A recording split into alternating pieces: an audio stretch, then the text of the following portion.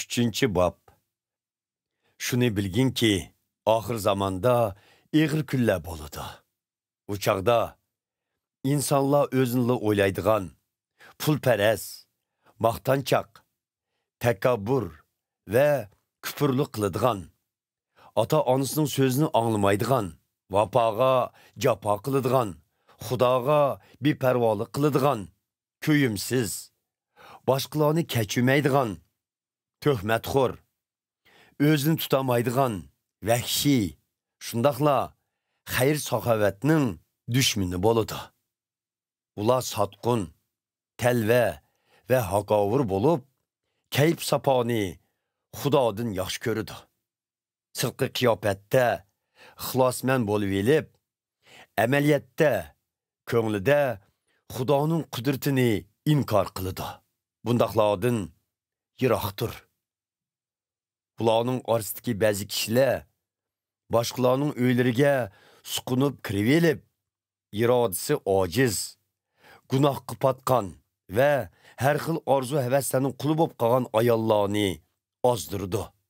Bundaq ayollar her qandaq odamning ta'limlarini anglaydi ve haqiqatni to'nib yetolmaydi.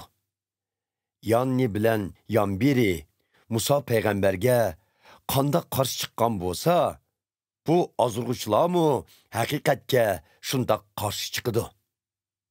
Bu ozdirg'uchilarning qalbi chirib ketgan, e'tiqodi soxta bo'lib, ular Xudo tarafidan rad qilingan kishilardir. Ularning qilmishlari uzunga davom solmaydi. Chunki Yanni bilan Yambirining aqlsizligi fosh bo'lgandek, bularning aqlsizligimi xaloyiq oldida cho'qim fosh bo'ladi. Lekin sen mening ta'limim, yurish turishim, hayotlik nishonim, e'tiqodim, sabr toqatim, mehr muhabbatim, chidomligim hamda uchirgan ziyonkashligim ve tatqan azob oqibatlarimga diqqat e'tiboringni qartib kelding. Bo'libmi Antakiya, Konya ve Listra shaharlarida uchirgan ziyonkashliklarga qandoq bardosh qilmaganligimdan hamda Rabbimizning meni bu ishlarning hammasini qutqizganligidan to'liq xabaring bor. İsa Mesihga mansub bo'lgan Xudoga ixlosmandlik bilan hayot kechirishga iroda bog'laganlarning hammasi ziyonkashlikka uchraydi. Razil ve soxtipaz kishilarning ahvoli burunqidanmi yomonlashib, boshqalarni aldash bilan billa o'zlari oldinib ketidi. Lekin sen hozirgacha o'ginib kelgan ve cho'nqir ishongan haqiqatda davomliq chin tur. Chunki bu haqiqatni ishonchli kishilardan o'rganganligingni bilasan. Sen balaliq chog'laringdan tortibla muqaddas yozmalarni o'rganding.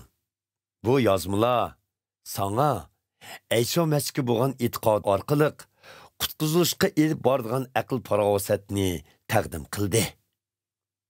Bütün muqaddas yozmalar Xudoning ko'rsatmasi bo'yicha yozilgan bo'lib, u haqiqat to'g'risida ta'lim berish, xatoliklarni ko'rsatib berish, savalliklarni tuzitish ve kishilarni haqqoniylikka yetaklashga foydalidir.